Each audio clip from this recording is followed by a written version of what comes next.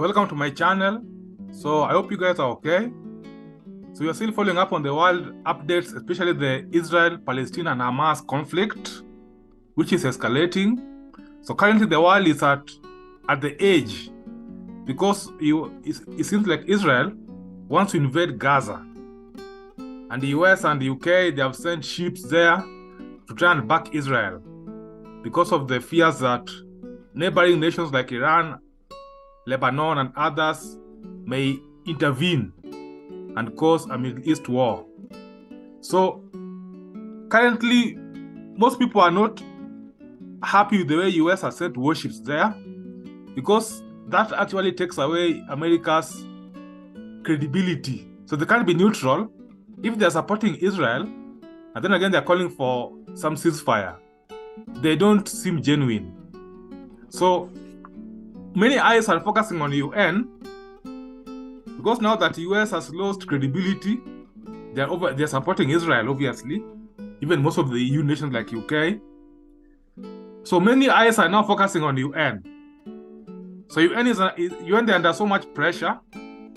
So there's this thing called veto power. We shall look at this later. This veto power by some permanent nations in UN, like US, they have that veto power, Russia, among others. It really makes UN ineffective to handle the issue of this conflict plus other issues. So currently, of course, Iran, they are criticizing UN about the ineffectiveness. But more recently, Israel, they have called for resignation of the UN Secretary General. So the UN Secretary made a very shocking statement. Yesterday, he addressed the UN Security Council on Tuesday, and he made a very neutral and very powerful speech, which shows that UN, they are fighting for their space. They're not, many people expect them to follow US everywhere. But it's like UN is fighting for their space. And this speech by the UN Secretary really annoyed Israel and even US. Because here, this speech, the UN Secretary General gave the historical analysis of the conflict. He said that, here's part of the speech. He said that, open quotes, the Palestinian people have faced 56 years of suffocating occupation.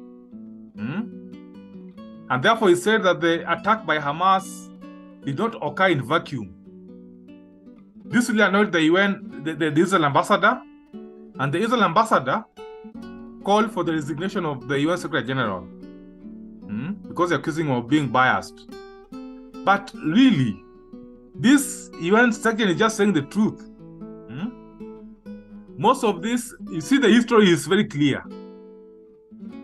In 1960s there was a UN resolution that Palestine should have their own state. But that has been hampered by US and even Israel. So now that's what this UN Secretary is saying. Of course, I'm not in support of his statements like the Hamas attack did not occur in vacuum, but he has a very honest historical background. But Israel is very angry and they're calling for the resignation of the UN Secretary. And that seems to be a bit of extremist reaction by Israel. You don't call for someone's resignation if they are saying the truth. But this shows that UN is fighting for their space because most of the world is looking at UN because US has chosen the side of Israel. Even EU, countries like UK, Germany, etc., they have all chosen the side of Israel. Of course, AU, they are neutral. They are calling for a ceasefire plus recognition of Palestinian rights. That is AU, African Union. Arab countries, they're on the side of Palestine, and also they're calling for ceasefire. So because US, which is very powerful, has chosen sides, UN is expected to become the big person here to try and bring about peace. Because now this puts them in a very difficult position, and that's why the UN Secretary made this powerful speech as a warning that UN is independent of US, it's independent of Israel, it's independent of even Palestine. So they are fighting for their space to be neutral so they can come in and help bring about peace. Because if everybody takes sides, then now who will come in to create peace? So I hope that UN will succeed in this endeavor to fight for their space and even make more reforms in the UN system. And this thing of veto power should be looked at. So also, Iran president says is disappointed at the UN failure to create peace in the Gaza truce. Because so far, this conflict began on October 7th. That is almost 3 weeks ago. But so far, the UN Security Council has not yet passed any resolution on Gaza ceasefire. Very, very shocking. So the Iran president, Ebrahim Raisi, on Sunday expressed disappointment at UN for their failure to pass a resolution on humanitarian truce in Gaza. Actually, Brazil, at UN there, had proposed a resolution to allow for humanitarian ceasefire or humanitarian pauses to allow for the conflict to stop for some days to allow humanitarian assistance to Gaza. But surprisingly or not surprisingly, US vetoed that resolution. That's why countries like Iran are very much frustrated with the UN. Their system is not really working. So Raisi said again, the UN Security Council is no longer hoped to be able to play its role in maintaining peace in the world. Because US has become complicit in Israel's crimes against the defenseless people of Gaza through supplying it with weapons and equipment and preventing the UN resolution. Close quotes. That's a speech by Iran president. He spoke like this when he was meeting the South African foreign minister in Tehran. These are the two BRICS nations. So what this president is saying, Iran president, actually makes some sense. It's like UN, their hands are tied. They try to bring good resolutions to bring about ceasefire. Those are all vetoed by US. They are vetoed. So UN becomes handicapped. They can't move on. They can't cause any truce for ceasefire or even humanitarian assistance to Gaza people. At the same time, the US, which is vetoing UN resolutions, they have sent warships, their biggest warship, USS Gerald Ford, to the Mediterranean Ocean. Also, they have sent another warship again. UK too has sent a warship, Navy warship there, all to back Israel. But at the same time, they are vetoing UN resolutions. They are handicapping UN from carrying out its mandate of creating a ceasefire for humanitarian purposes. That's why this Iran president and many other people are disappointed. But it seems UN is trying to fight for its space. They know people are watching them. So they're fighting for their space to try to become more bold. You see, early this year, when there was that UN summit where many countries attended, many countries, African countries especially, really complained about the UN system. That many powerful countries have the veto power, which really undermines UN operations. So currently, this Israel-Palestine conflict right now is really exposing UN. So let's see more about this.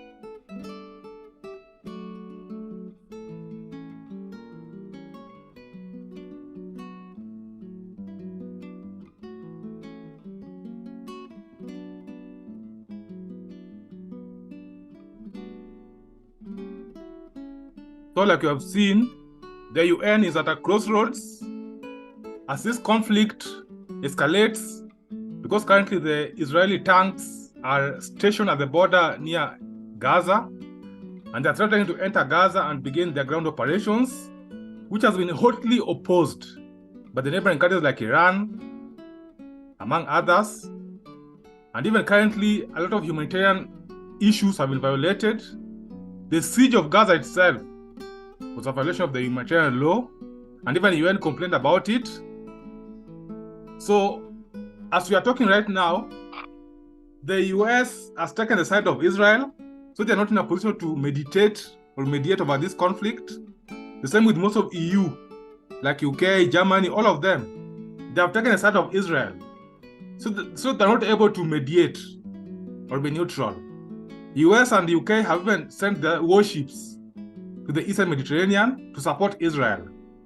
Now, UN appears to be a bit handicapped, because if US and EU are backing Israel, the entire world is looking at UN to see what they'll do, whether they'll rise above US and EU hegemony to be neutral and meditate here.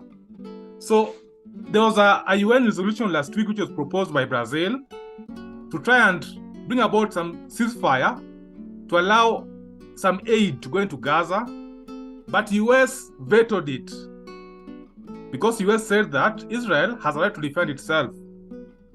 So these kind of veto issues, the veto by the 5 permanent members, it seems to handicap UN very much.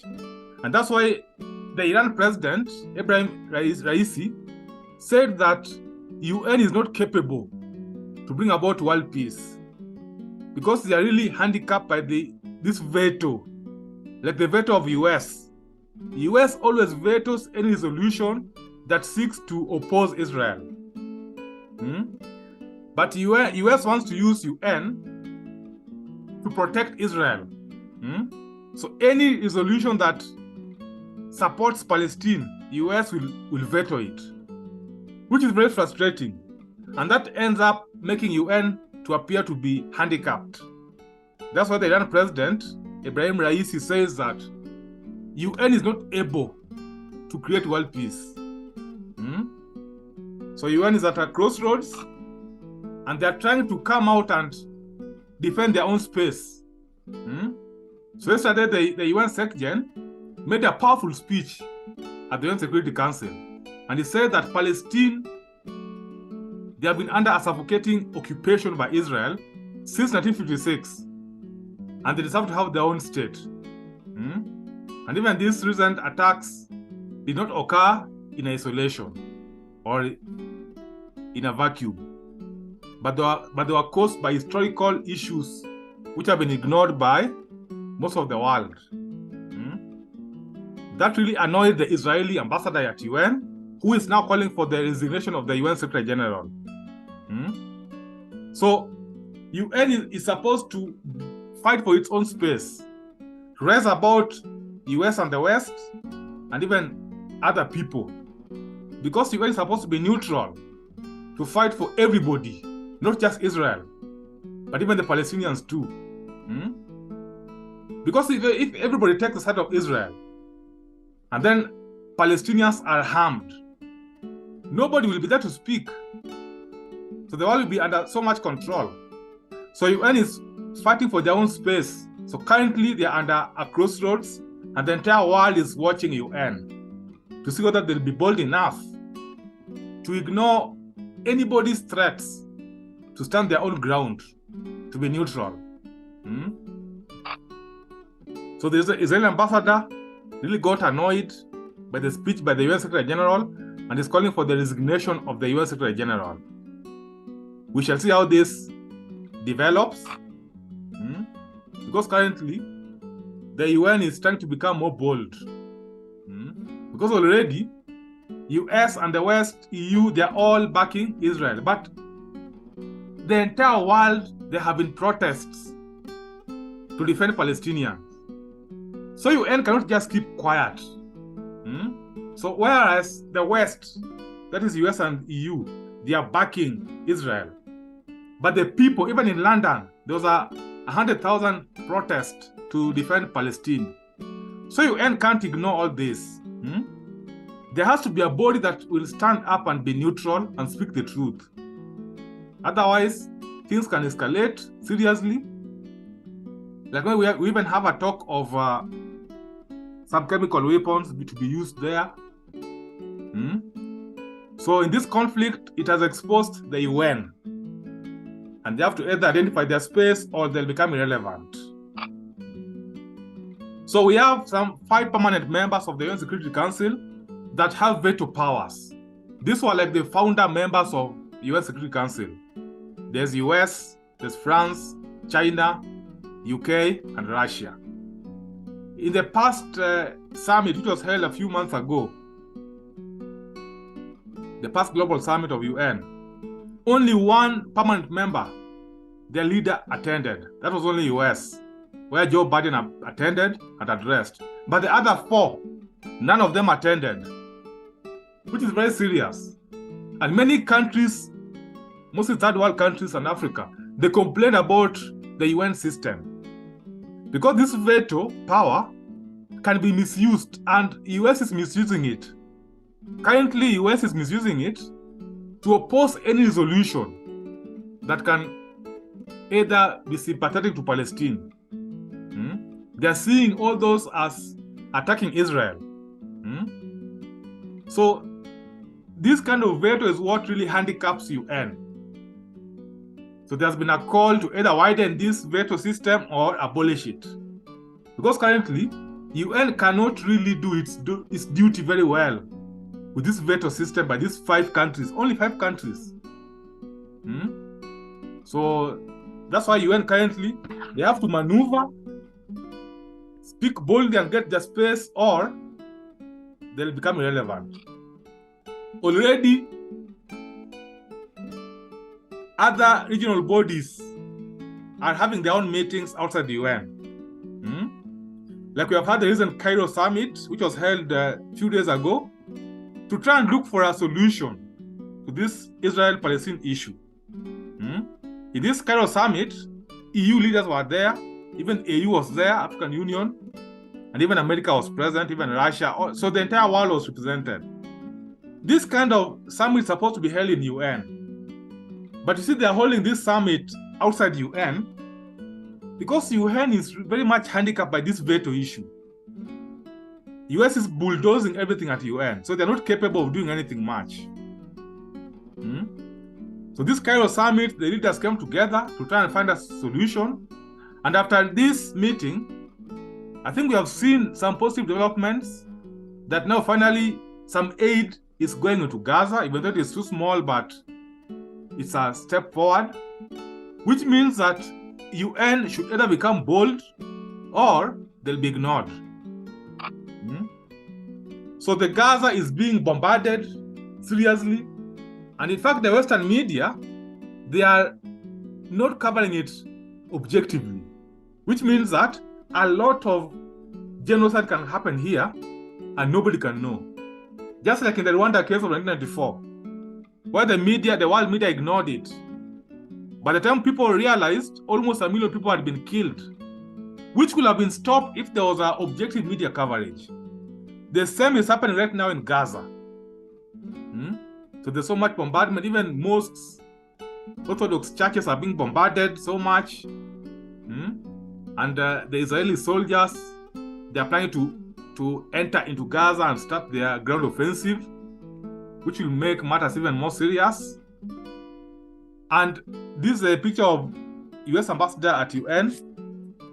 They have vetoed any resolution to try to bring aid to Gaza because they're saying that Israel has a right to defend themselves.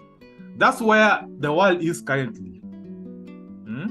People are hoping that UN could have risen up to do something, to even call for a ceasefire resolution. Those have all been vetoed by US because US says that Israel has a right to defend itself. So people of Gaza are being forced to evacuate. Israel has issued an evacuation order to Gaza people to move to Egypt. So there's a big problem here happening, because even forceful evacuation is a crime under UN. It's a serious crime. So African Union and Arab League, they also had their own meeting, and they issued a joint statement. In fact, African Union chief Faki, he condemned Israel over this, and they made a joint press statement with Arab League. They're calling for a ceasefire, and they all agreed that Palestine, their state, should be recognized as per the UN resolution of 1967. So, in other words, other regional bodies are having their own meetings outside the UN, because UN seems to be handicapped by the veto. So far, we are in a very precarious state, because the way things are happening right now, there's a high possibility of a third world war. But my biggest concern goes to the people of Gaza. The media is not covering those things which are happening there very clearly, because most of the top media like BBC and CNN and others, they are all carrying out the Israeli propaganda, which means that they are not showing the real atrocities happening in Gaza. And when this conflict ends, people will be shocked. So UN is handicapped, but we hope they'll overcome that handicap and fight for their own space, and even call for a ceasefire eventually. Because there has to be a ceasefire. If there's no ceasefire, the other options are very, you can't imagine them. So like now imagine this scenario.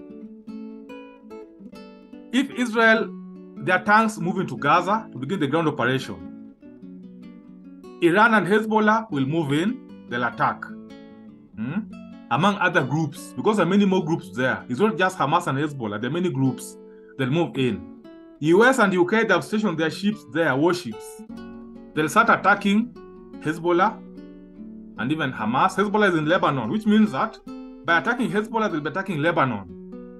And Lebanon will also enter this war. Iran also will enter this war.